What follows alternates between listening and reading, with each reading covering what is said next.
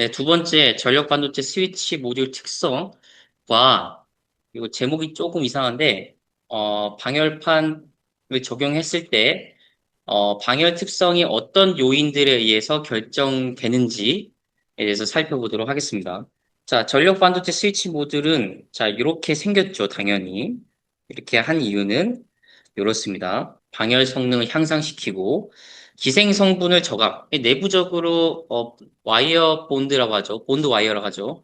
그 본드 와이어를 최대한 가깝게 단거리로 이제 만들었기 때문에 그리고 신뢰성 향상, 보존압, 고전류 처리. 왜냐면은 여러 개를 또 병렬로 확장시키거나 여러 개 직렬로 확장시켜서 전압 전류 용량을 늘렸고 그리고 우리는 단순하게 요 나와 있는 돌출된 부분만 연결해서 쓰면 되기 때문에 전력 회로를 구성을 단순화시킬 수 있다. 장점이 있습니다. 스위치 모듈 축성을 보면 이렇습니다.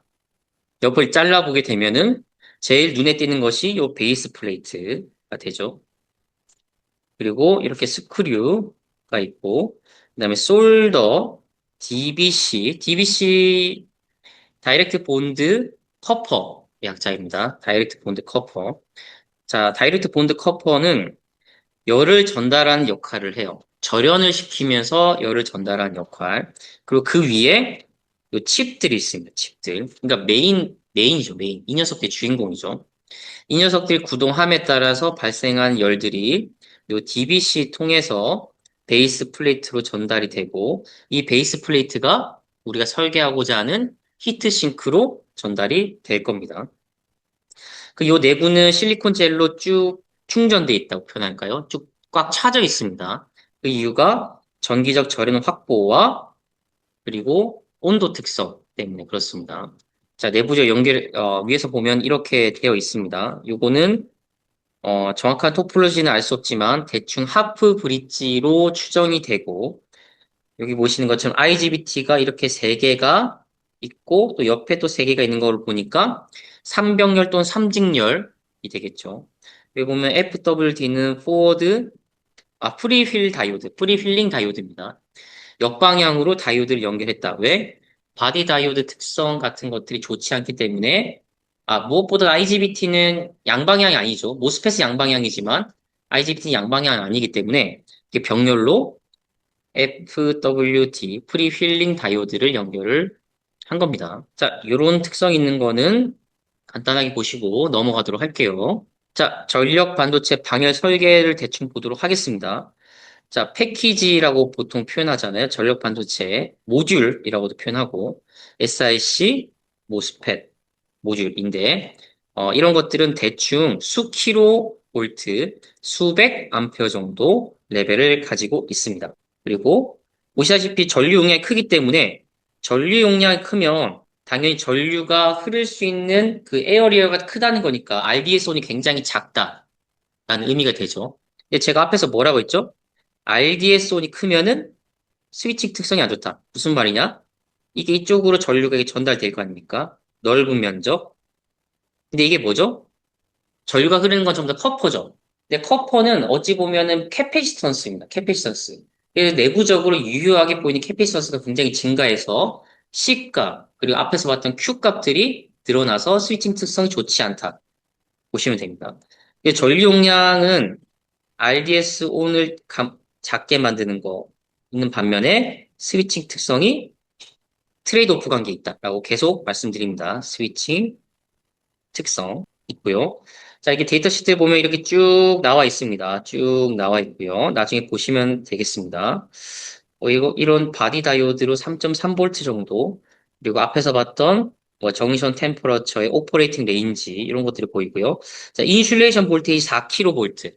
이거는 베이스 플레이트와 보통 드레인인데, 베이스 플레이트와 드레인 사이에 전기적인 절연 내력이 어느 정도 되느냐가 되고요. 기타 등등 있는데 넘어갈게요. 자, 이렇게 보면은, 자, 정션 템퍼러처부터 시작해서, 이렇게 케이스까지 전달되고, 히트싱크까지 전달되고, 앰비언트 템퍼러처까지 전달된다. 그 각 노드가 템퍼러처 값이 되고, 그 사이에 있는 것들이 레지스턴스가 되는데, 보시다시피, 우리는 히트싱크가 있을 때는 요 세 개가 있다. 레지스턴스 3개가 있다라고 하시면 될 것 같아요. 그 3개가 이렇게 등가적으로 표현할 수가 있는 겁니다. 요거는 실습 시간에 하나하나 우리가 그려보면서 실습할 겁니다. 자, 말씀드렸던 것처럼 이렇게 레지스턴스 3개 있고요. 노드라고 표현되는 T는 정션부터 3개, 4개, 4개가 있습니다. 그래서 이렇게 3개의 레지스턴스 값이 있는데 제가 말씀드렸다시피 요거는 어쩔 수가 없다. 어쩔 수 없음. 자, 근데 케이스2 히트싱크. 케이스가 히트싱크로 얼마만큼 잘 전달하느냐. TMI, 구리스 방열 패드 등 전도대에 의한 열 전달. 이것도 어찌 보면 아이템빨이죠. 아이템빨. 비싼 거 쓸수록 좋다. 그리고 우리가 하는 거는 요거 히트싱크 투 앰비언트 열 저항을 잘 설계해서 낮춘다. 자, 요거는 간단하게 그냥 비교한 겁니다. 비교한 건데 그렇게 중요한 내용은 아니어서 뭐 온도에 따라 달라진다고 얘기했어요. 보시다시피 125도 정도 올라갔을 때 저항값도 거의 2배 가까이 증가하는 걸 알 수가 있습니다. 그러니까 계속 온도가 계속 올라가면은 저항도 올라가고 저항 올라가면 계속 또 발열 생기고 또 온도를 올라가고 계속 악순환이죠. 파지티브 피드백처럼 올라가다가 결국엔 터질 수 있습니다. 그래서 여러분들이 장시간 구동했을 때 온도 값이 히트싱크로 보겠죠. 온도 값이 멈췄는지 3시간이 6시간 동작했을 때 멈췄는지가 중요합니다. 그걸 봐야 될 거고요. 정션투 케이스는 일반적으로 이렇게 굉장히 작다. 왜? 딱 달라붙어 있으니까. 자, 도통 손실이 낮은 반도체 모듈을 적용하여 발생 여론을 줄이고 정션투 케이스 열저항이 작은 모듈을 사용함으로써 접합 온도 상승과 방열 부담 완화함. 자, 도통 손실이 낮은이라고 했어요. SS12만 해당되는 거죠. 만약에 스위칭 동작하는 뭐 DAB 컨버터나 뭐 다른 컨버터들은 당연히 스위칭 손실까지 포함해가지고 그 손실에서 집어넣어야겠죠. 패키지에 집어넣어야 될 겁니다. 자, 그러면 TMI 얘기했어요. Thermal Interface Material이라고 하는 겁니다. 자, 보시면 이렇게 돼 있어요. 자, 히트싱크 서페이스는 우리 눈에 보이진 않지만 대충 이렇게 돼 있습니다. 찌글찌글찌글찌글 칩 서페이스, 뭐 바디 쪽이 되겠죠. 베이스 플레이트가 되겠죠. 찌글찌글찌글 돼 있어서 우리가 눈에는 붙였다고 생각하지만 이렇게 에어갭이 있다. 우리 자기 회로도 에어갭이 있으면 굉장히 큰 값처럼 보이잖아요. 이것도 마찬가지예요. TMI, 구리스를 바르든지 아니면 절연 목적으로 방열 패드를 붙여가지고 한다. 근데 요 패키지 같은 경우는 이미 절연이 되어 있기 때문에 방열 패드는 필요 없어요. 그냥 구리스만 발라가지고 그냥 붙이면 됩니다. 자, 근데 구리스는 여러 가지 종류가 있습니다. 서멀 컨덕티비티에 따라서 여러 가지가 있는데 이렇게 뭐 이건 품명인 것 같아요. 화이트 구리스. 보통 구리스는 다 흰색입니다. 자, 붙여서 보면은 당연히 TMI를 적용했으니까 특성이 더 개선되겠죠. 자, 그런 지표가 서멀 컨덕티비티입니다. 자, 컨덕티비티는 레지스티비티하고 역수죠. 컨덕티비티가 크면 클수록 레지스티비티가 더 작아지니까 여기서의 그 컨덕티비티는 크면 클수록 좋은 거죠. 무조건 좋은 겁니다. 자, 근데 무조건 좋아요? 자, 여기 보시는 것은 1.3 있고 3.6이 있어. 당연히 상식적으로 1.3보다는 3.6이 더 3배나 서머 레지스턴스가 더 작다는 의미가 되겠죠. 쓰면 돼. 근데 우리 인생은 트레이드 오프입니다. 그러니까 이게 3배가 늘어나긴 하는데 화학적 특성이 그런가 봐요. 이 컨덕티비티가 높아지면 점성도가 높아져가지고 우리 표면 장력 아시죠? 그런 표면 장력이 커져가지고 이게 완전히 접착되는 능력이 좀 떨어진다고 합니다. 표면 장력 보면은 이렇게 물방울처럼 돼 있잖아요. 그래서 점성도가 너무 커져가지고 오히려 특성이 저하될 수 있다. 라는 건 참고 삼아서 아시면 될 것 같아요. 물론 일반적으로 크면 클수록 좋습니다. 일반적으로 그래요. 자, 그 다음에 어찌 보면 메인인데 자, 이제 정션 2 케이스까지 봤고 케이스 2 히트싱크까지 봤어요. 히트싱크 2 앰비언트를 볼 때가 됐죠. 히트싱크 2 앰비언트는 대류가 있고 전도가 있습니다. 대류는 당연히 방열판을 쓰는데 자연 대류는 요 H 값이 이 정도가 되고요. 그리고 팬을 불면은 이 정도가 되고요. 그리고 순행은 이 정도가 됩니다. 엄청 크죠? 요 H 값이 크면 클수록 더 방열 특성이 우수하다라고 보시면 돼요. 자, 제가 여기다 써놨거든요. H 값은 단위 면적당, 단위 온도차당 얼마나 많은 열을 공기로 전달하는가. 당연히 많은 열을 전달하면 전달할수록 좋다는 의미가 되겠지. 그래서 순행이 굉장히 큽니다. 자, 그리고 방열판. 이제 히트싱크에 재질이 있을 거잖아요. 이 재질이 있는데, 이렇게 뭐 6061, 1050, 뭐 구리 있는데, 당연히 구리가 제일 크죠. 제일 큽니다. 자, 근데 단점이 뭐다? 방열 특성을 좋을지언정 무겁고 비싸다. 라는 단점이 있어요. 여기서 보면은 그 상수값이 K입니다. K. 열 전도율입니다. 열 전도율. 자, 그러면, 자, 이 동그라미 1번은 어찌 보면은 기체, 유량을 고려한 거고, 요 3번은 컨벡션, 천천히 막 전달되는 그런 걸 의미하는 거잖아요.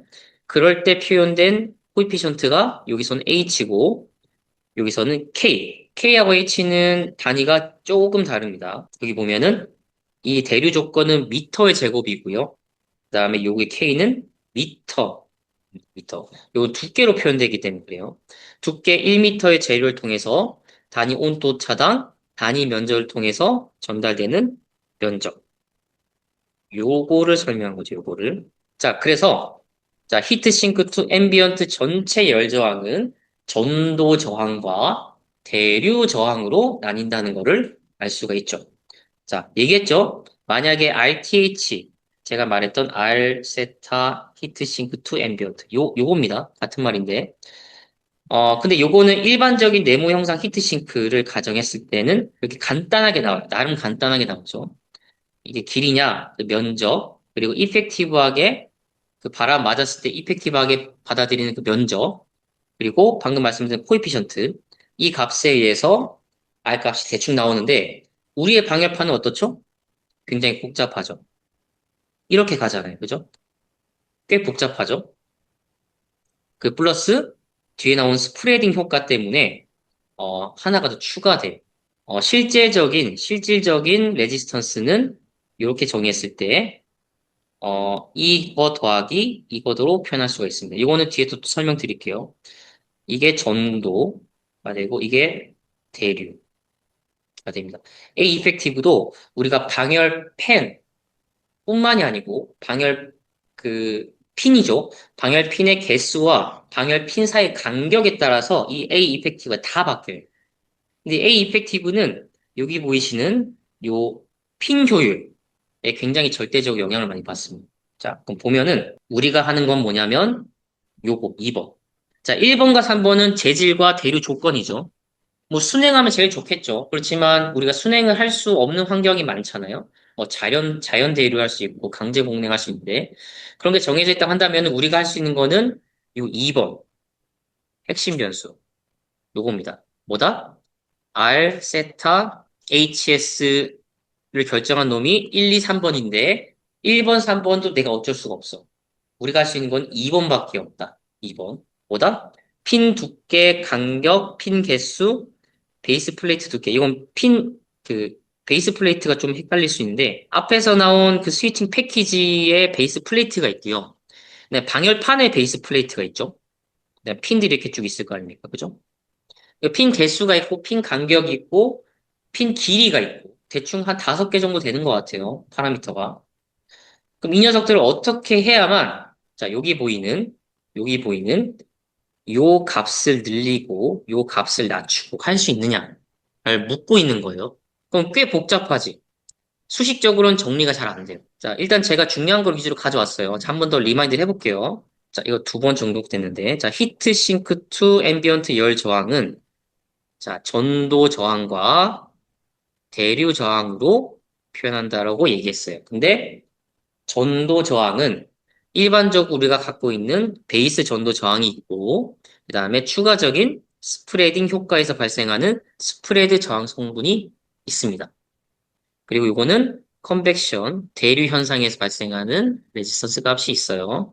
자, 그럼 크게 두 개지만 전도 저항은 크게 보면 또 두 가지로 나뉜다. 라고 볼 수가 있어요. 하나하나씩 보도록 할게요.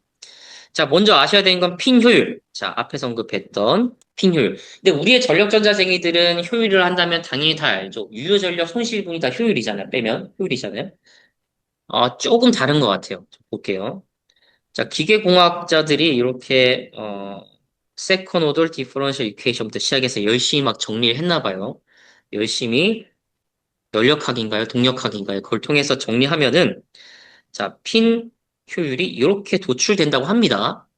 자, 여기서 M 값은 이렇게 정의할 수가 있고, L은 이제 두께를 얘기하는 겁니다. 자, 만약에 에피션시가 1에 가까우면은 핀 전체 온도가 베이스 온도에 가까워서 기하학적 면적이 효율적으로 활용되고 있다.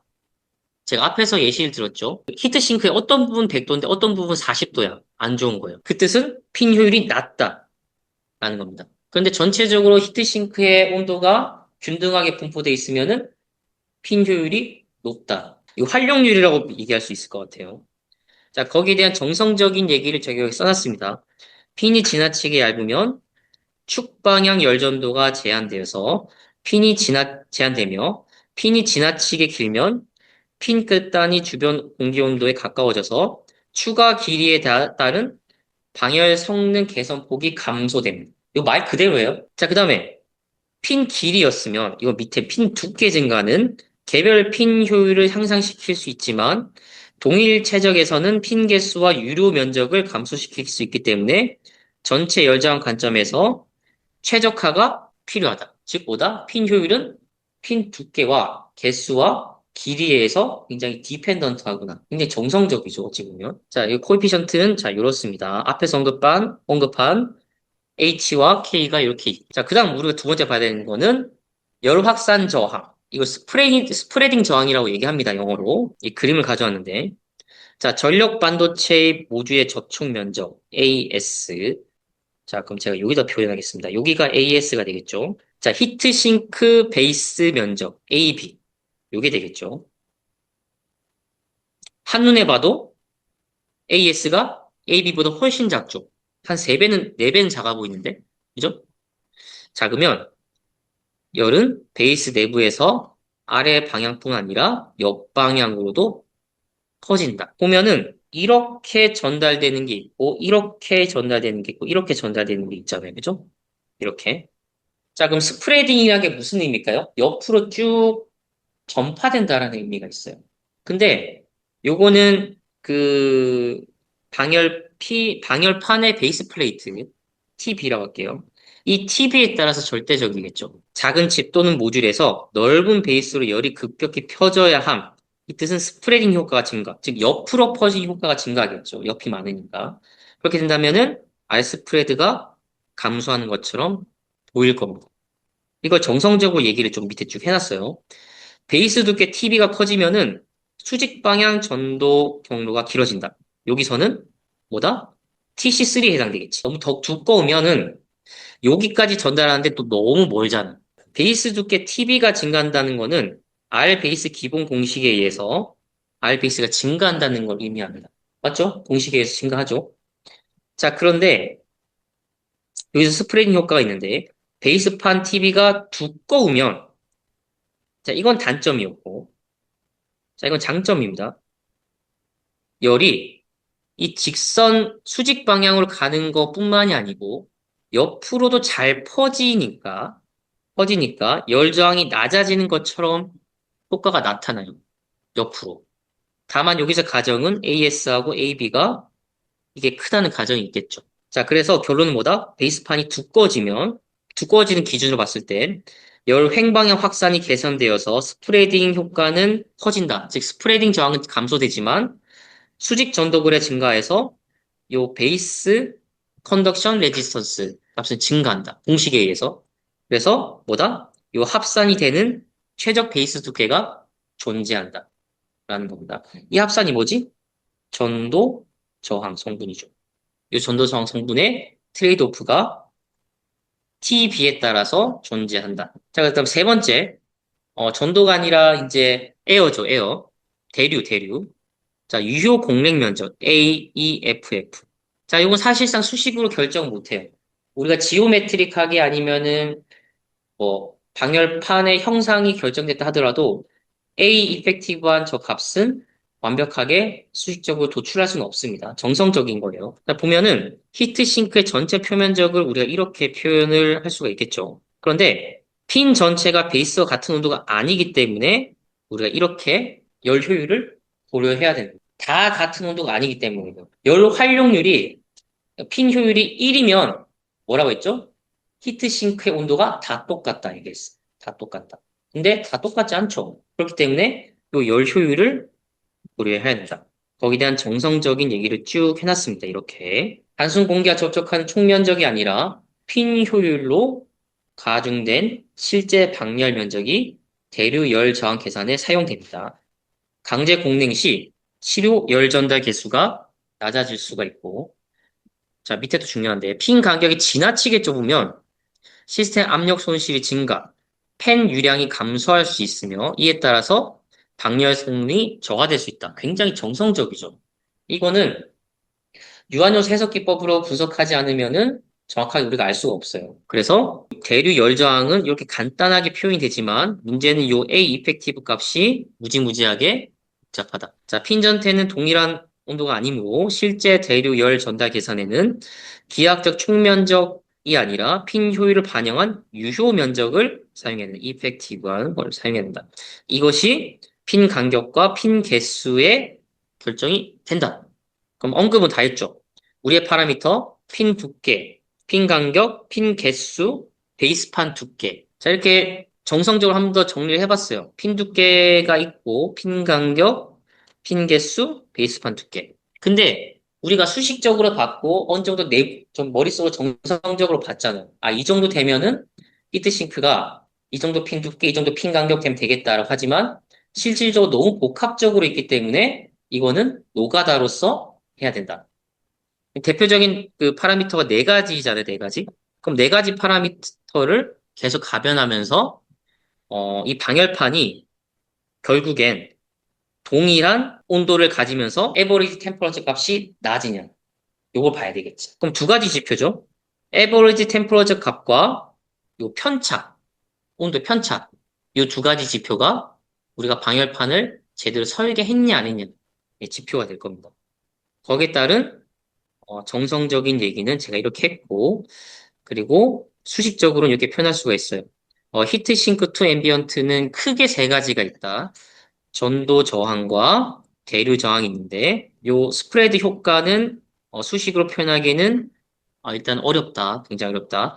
베이스 값은 이렇게 우리가 간단하게 할 수가 있고, 요 대류 값은 이렇게 할 수 있지만, 문제는 핀 효율을 우리가 정확하게 계산으로 계산하기 어렵다.